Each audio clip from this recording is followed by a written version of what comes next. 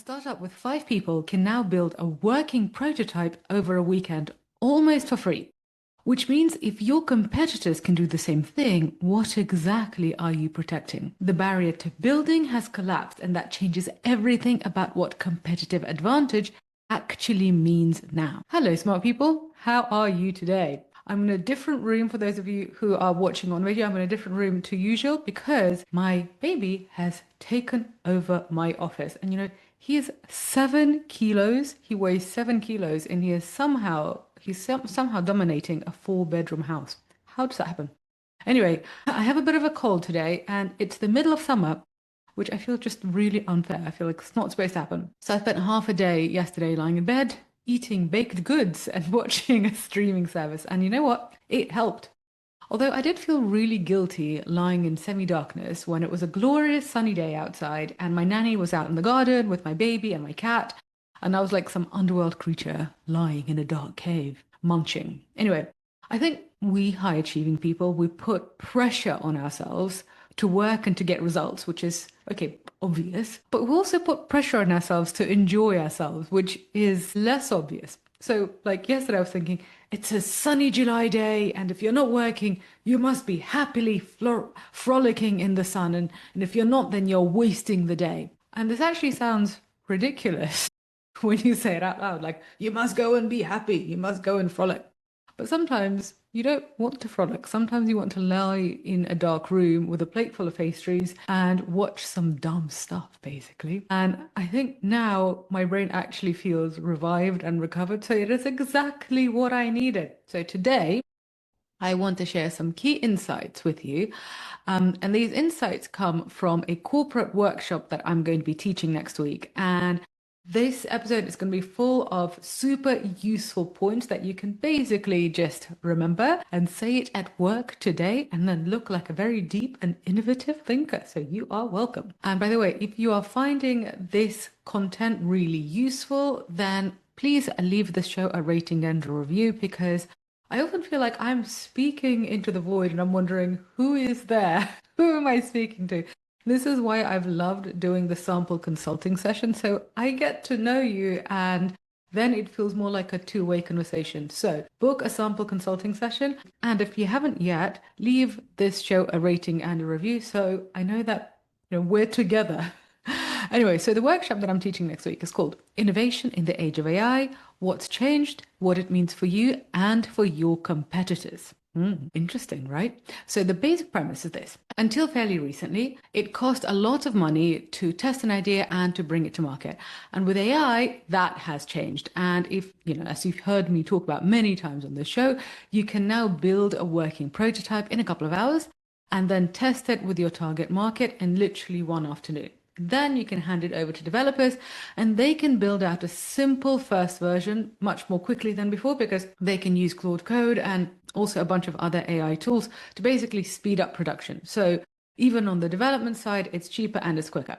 And this is really good news for obvious reasons, but it's also a threat because, well, you'll learn. And most leaders are not sitting with the threat part enough. We're mostly focusing on the opportunity, and that's a good thing. You want to be a positive thinker. You want to focus on the opportunity. But this episode is more about the threat bit. So here are some questions I want you to think about. If anybody can build a version of your product over a weekend, what does that mean for your business? And this is not a hypothetical question, because your competitors are asking this question right now. Because what if your competitors could build a version of your product and make a more successful business out of it than you, because they've got better distribution, because they've got better customer relationships and a better brand? That would be very unpleasant. This is also what investors and startup founders are thinking about. So in other words, the competitive landscape has changed as a result of how quickly and how cheaply we can build new products with AI. Now, you need to have a laser focus on what cannot be copied over a weekend, because this is where your competitive advantage lies. And so here's where to look, basically. So your customer relationships and the trust that you have built with your customers over the years, that is one of your competitive advantages. Your proprietary data, the information that you've accumulated that nobody else has. Your team's specific expertise and institutional knowledge. So the first 2 points were really relevant for corporates. Your team's specific expertise, this is relevant for corporates and it is relevant for startups. Your brand and your reputation. What people believe about you before they even speak to you. This is why reputational personal brand, they matter so much, especially if you're the person creating something new. Also, your distribution, the channels, the audiences, and the partnerships that you've already built. That's a key competitive advantage in the age of AI. These are your real advantages. The product is now kind of just the proof of concept. So yes, in a way, business has got more innovative in some ways easier, but in other ways, it has got harder. So unfortunately, we're still not at the stage where we get to have our cake and eat it. Unless you are me yesterday when I literally laid in bed and ate cake. Anyway, I digress. I'm going to give you 3 examples of companies that did not have the most innovative technology. They didn't have the best tech. That was not their competitive advantage. But they had uncopyable assets. And the examples I'm going to give you, they are before the age of AI, but they're big and famous. So I want you to learn from these examples because most of you are going to know about at least a couple of them. And essentially, these case studies, they also apply in the age of AI. So you can take a startup, you can take a new innovative concept and literally just plug it into these examples and you'll get the same result. So example number 1, Nike and the Nike Run Club app. So Nike did not win because they built the best fitness app, and also apps was not, their key thing. Like their key thing is running shoes. And by the way, if you haven't read Shoe Dog, that's the memoir by the founder of Nike. I highly recommend it. Anyway, so Nike, they created this Run Club app, and other apps like that existed. So there was Strava, there was Map My Run, there are a bunch of others. And Nike won because they had 40 years of brand equity with runners. So they actually started, so if you don't know the origin story of Nike, they basically started as a running shoe company when runners were not really popular. And so they have lots of brand equity with runners, specifically with athletes in general, and they have a distribution network of millions of loyal customers. And they already had this incredible brand. And the technology, the app technology, that was available to anybody. But the trust, the brand, the distribution, it wasn't. Okay, so that's example 1. Example 2, if you worked in financial services, you're going to be very familiar with this. Bloomberg. The Bloomberg Terminal. I remember I had to use these. They are so bloody ugly, honestly. So the Bloomberg Terminal is not loved because it has the best interface, because it is horrific. Bloomberg won because the company spent decades accumulating proprietary financial data that nobody else had. So they weren't the hottest, they were the smartest. And so the data is the moat. The product is just how you access that moat, how you access that data, rather. Peloton. So Peloton is an example that I suspect most of you know. So Peloton did not invent the exercise bike. We've all been to gyms and seen exercise bikes before. They also did not invent streaming videos, right? They combined both of these things in a very specific brand identity, and they built a community of loyal customers who were completely obsessed with the individuals, with the people who are basically creating the workouts. And I definitely had my Peloton obsession during the pandemic. So they combined this identity, they combined the influences, and this way they built a community of loyal customers who felt they belonged to something. We were part of something. And when competitors launched cheaper bikes with better screens, Peloton's retention still stayed high because you can copy the hardware, but you basically couldn't copy the cult. There was, what was her name? The one I'm thinking of. She's Latina. She's got her own wolf pack and a huge Instagram following. Robin. Yeah, I was hugely obsessed with her. But she is very inspiring. For those of you who know what I'm talking about, she's got a great Instagram. Anyway, so I know that Peloton ran into trouble later, but that wasn't inevitable.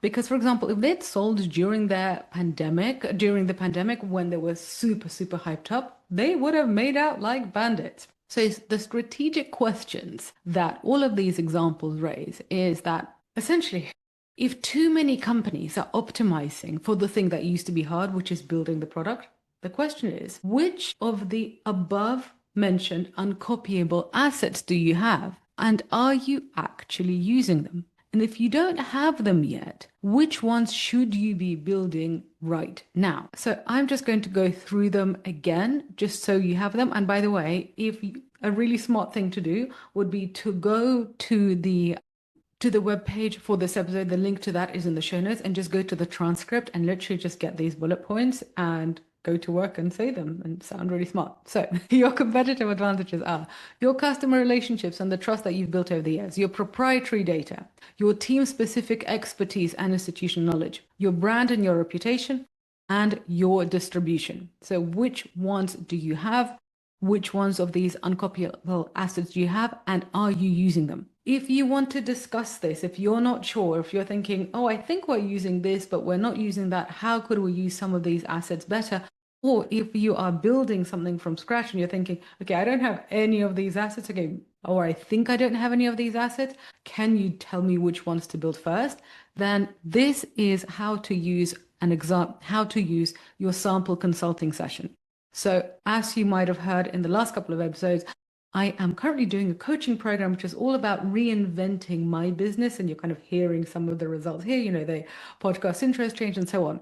And as a result of this reinvention, one of my tasks is to do lots and lots of sample consulting sessions with people who are already in my audience, already in my orbit. I really want to get to know you. So I'm not going to be doing these forever because it is unsustainable. But right now I'm doing one-on-one free consulting sessions. And my aim is to keep this up over the summer. And these consulting sessions, they're literally a free way to get my advice. And if you're listening to this podcast, you clearly want to hear my advice. So this advice is going to be tailored to you, and is going to be focused on my two areas of expertise, which is product thinking, product innovation, and personal brand. So if what you're hearing in this episode is sparking questions for you, then let's talk. You could be a founder working a new solution, or you could be scaling up, or you could be in a corporate and wondering how to create something new, or be seen as an innovator in your field. The sample consulting session with me will be a super great way to dig deep into what you want to create, and then make a plan to go from there, and then make a plan to get there. To book your session, just go to the link in the show notes. And I won't be doing these forever because, as I said, it's unsustainable. So if you're listening to this and you're thinking, this sounds like a really good idea, but let me get home, let me go do something else, and then I'll book it.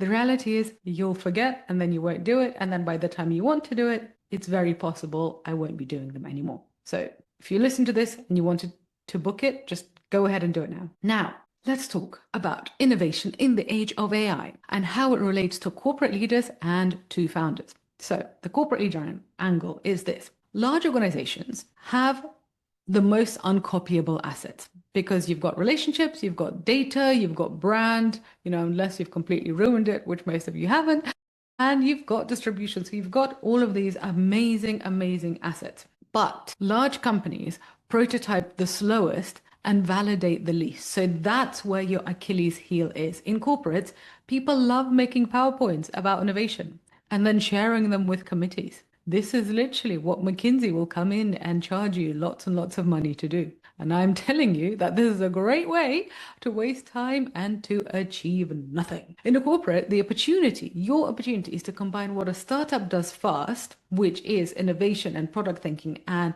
testing ideas and getting them out to market quickly, with the assets that you already have. If you do these two things, basically you're unstoppable. And that's how you get the big share price spikes and the bonuses. That's the actual innovation opportunity inside a large organization. It also sounds interesting, so why not do it? Okay, now let's talk about the founder angle. Early stage founders have almost none of these uncopyable assets. They usually have the team angle. So if they want to start something, they usually have some sort of credibility, or they've basically done some impressive stuff before. But when it comes to brand, to audience and distribution, proprietary insight. Sometimes they have a proprietary insight, but brand audience distribution, usually not. So basically, that means you need to build them deliberately. As a founder, this is what you have to create. So you're not only creating your product, you're also creating your audience, you're also creating your distribution, you're also creating your brand. And these things are as important as building the product. And I often see founders just focus on the product stuff and then be like, oh, we'll just build this amazing product and then good things will happen. And if you don't have a plan, then good things never happen, unfortunately. So this is why personal brand and product thinking go together. If you want to build something new without massive corporate resources, you have to combine building yourself up as an innovator. So then you basically have a bunch of customers who are ready to buy and use your thing as soon as you create it. Okay, so let's sum up what we've learned today. The question is not whether you can build, because that is so much easier and so much cheaper now. The question is, what are you building on top of? And whether that foundation is something that nobody else can replicate. And that's your competitive advantage in the age of AI.